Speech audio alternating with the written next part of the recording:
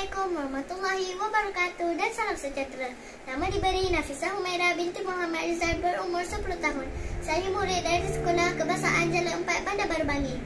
Pada hari yang mulia ini, saya ingin berkongsi sebuah buku yang sangat menarik dan penuh dengan pengajaran, iaitu buku bertajuk 20 Riwayat Hidup Rasulullah.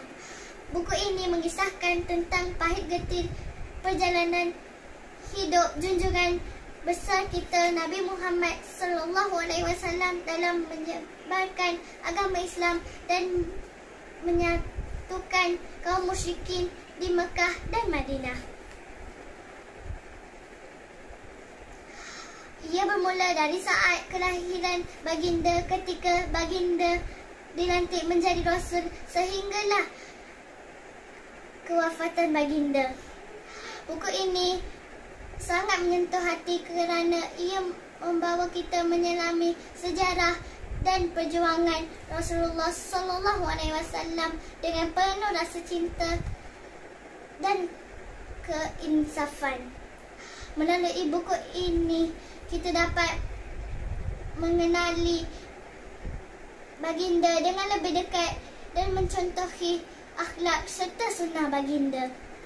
Seperti kata peribahasa, tak kenal maka tak cinta.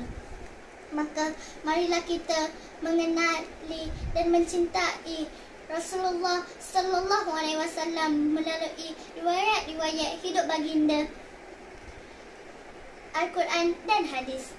Jangan pula kita lupa juga bahawa ulama adalah pewaris Nabi.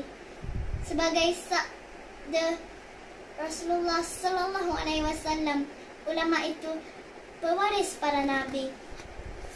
Akhir kata, saya menyuruh kepada semua rakan-rakan untuk membaca buku ini dan menanamkan rasa cinta yang mendalam terhadap Rasulullah sallallahu alaihi wasallam.